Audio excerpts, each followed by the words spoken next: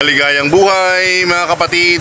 Nandito tayo ngayon sa DSWD Bumanag Office dahil meron tayong susunduing isang kapatid na nagmula sa Maynila.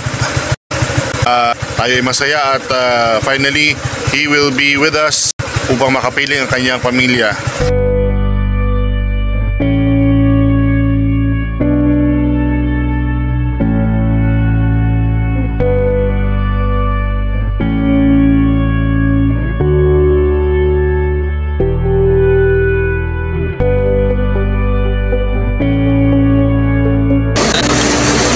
Dito tayo ngayon sa terminal ng bus, pero niwanan na po tayo ng bus na papuntang airport. Kailangan natin maghintay hanggang 10:30, so ngayon ay alas 9 pa lang, so we still have 1 hour and 30 minutes para hintayin yung next bus papuntang airport.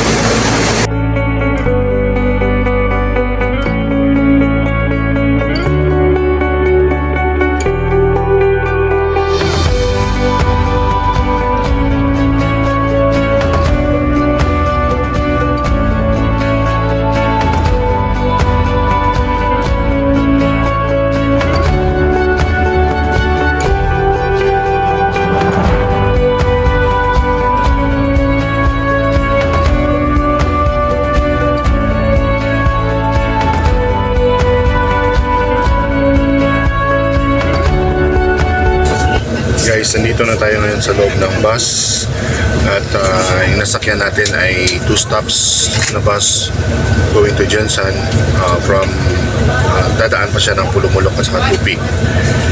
And pagbaba ng Jensan mamaya, bahala na kung ano na mangyayari because kailangan natin makarating ng airport by 11 to 12 because the client will be arriving at probably 8:30 or 11:30.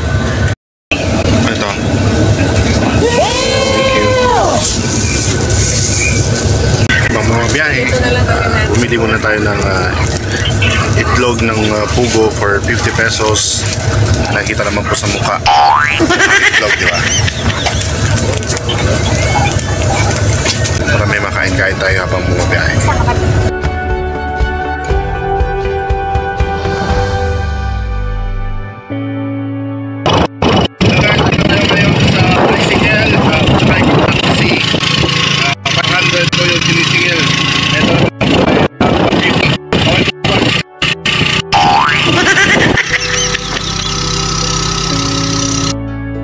Nandito na tayo ngayon mga kapatid sa bukana ng Jensan Airport dahil hindi tayo pwedeng makapasok at hindi makapasok ang tricycle na ating sinakyan. Kaya hali po kayo at samahan nyo akong maglakad. Ay! Go!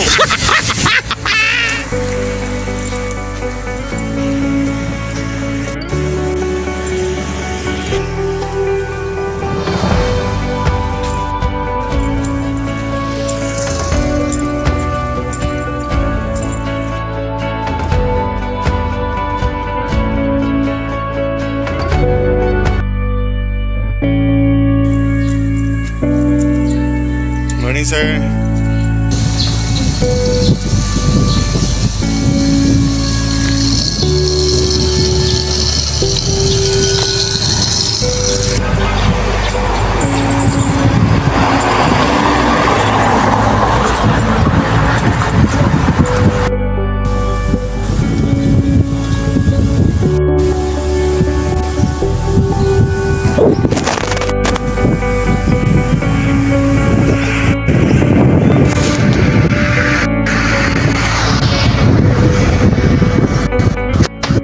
Alright mga kapatid, nandito tayo ngayon sa loob ng compound ng General Santos International Airport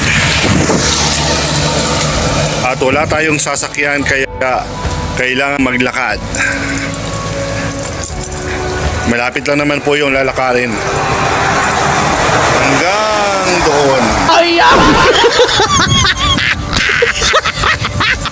Let's go!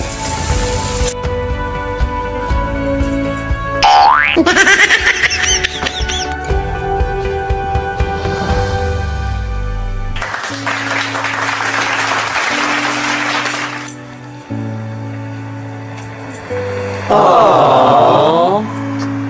What?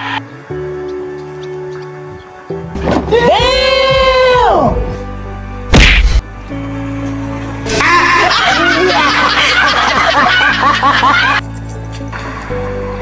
Ay! Oh no! Aba, matindi!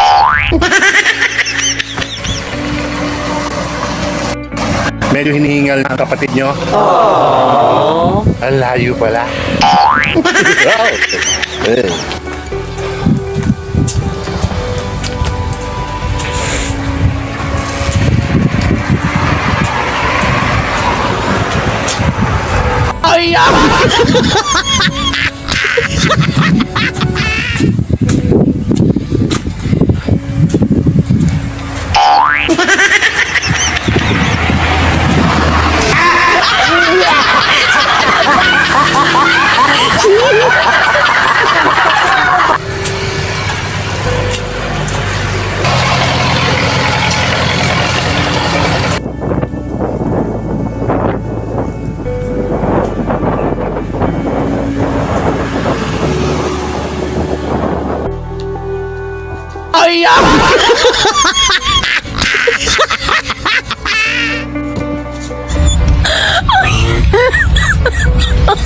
Oh my God!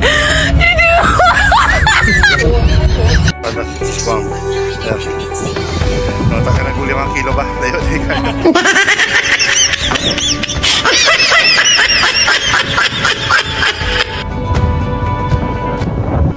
Ay, wakas. Nakaabot din.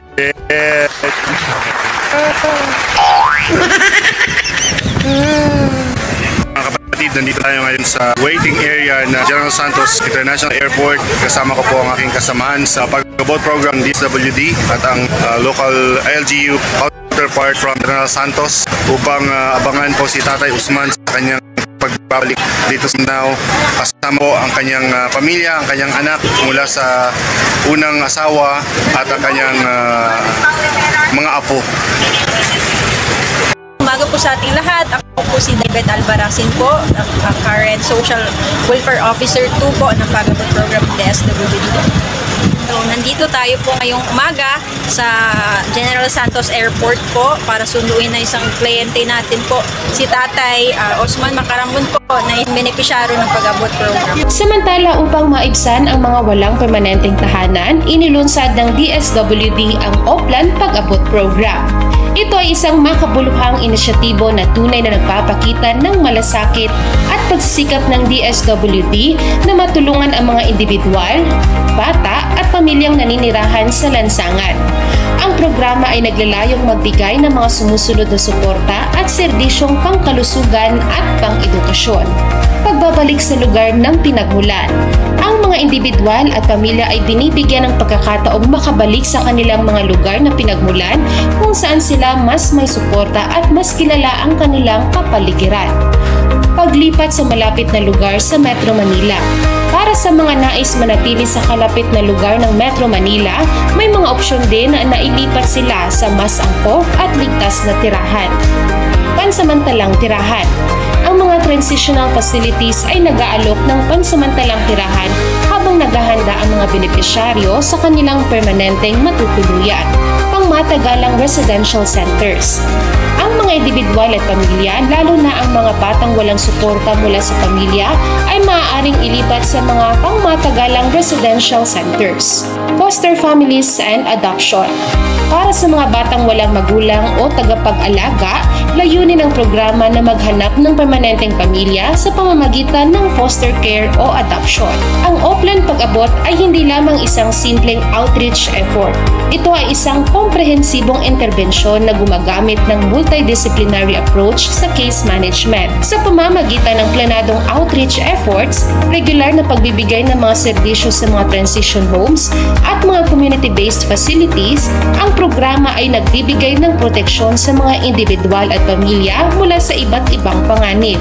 Ang mga interbensyong ito ay nagbibigay ng mga sumusunod na benepisyo, pagkain at pangangalagang pangkalusugan. edukasyon, pagsasanay sa mga kasanayan sa buhay, mga aktibidad na panglibangan, at oportunidad sa trabaho at pabahay. Sa kabuuan, ang Oplan Pag-abot ay isang halimbawa ng malasakit ng DSWD na makapagbigay ng mas maliwanag at mas maginhawang kinabukasan para sa mga pinaka-nangangailangan sa ating lipunan.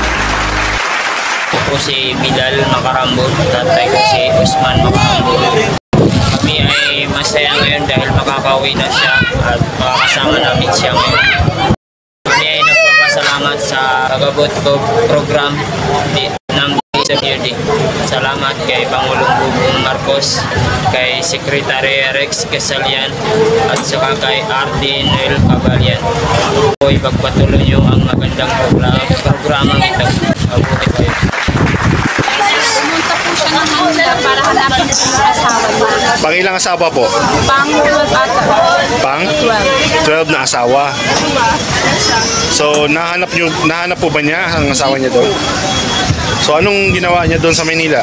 Yung nahanap niya, hanggang sa ako ang napagtag siguro siya sa nagsama. Bakit niya daw hinanap? Sa dami ng asawa, yun bang panghuli? Nakalas na asawa niya at saka bago po. Na bago. Ano po ang dahilan bakit siya umalis yung asawa? Siguro iniwan siya ng asawa na kasi po wala na siya pag-isip. Wala siyang income? Hindi naman nagbibisyo si tatay. Mabait naman siyang asawa. Ilang anak nila? Ilang anak nila nung last? Wala po. Oh, wala silang anak. Siya po yung pinakalas na anak. Ah, okay.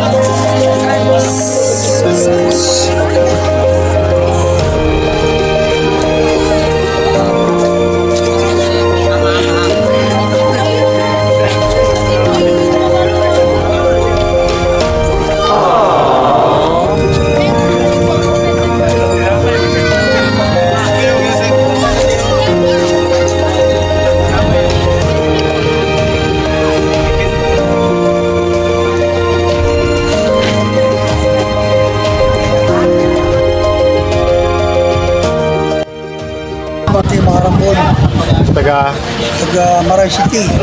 punta Manila noong Punta ko ng Maray na 1991, October 10. upang Inahanap ko yung misis ko, 5 years na ako dun sa Manila, hindi ko nakita. hindi mo nakita. O, pinunta ko sa Cebu, kung Santa Cruz, wala siya doon.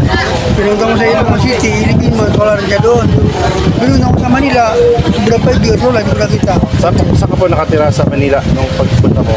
Yung sa gilid ng kalsada, napaganap ko tayo, hindi ko nakita. Natakot sa pagganap sa kanya. Paano po kayo nabubuhay?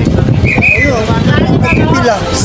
Anong ginagawa yung trabaho doon? Nag-aayos ka ng relo? Oo. Ah, magaling po kayo doon. Oo, ngayon, mula nung nagbakasyon ako, hindi ko nakita yung love ko. Ngayon, natambay ko, napaganap sa kanya. Ilang taon kayo doon nag-stay? Nagtambay ako ng pura 5 years.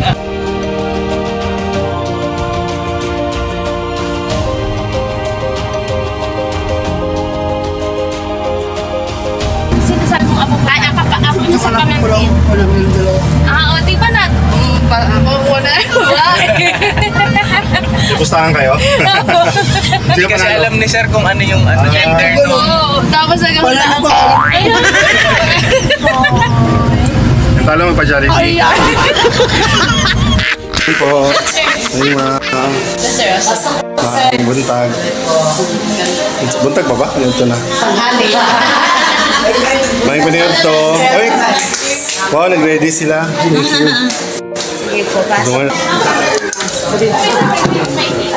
Ano po kagawad? Kamusta?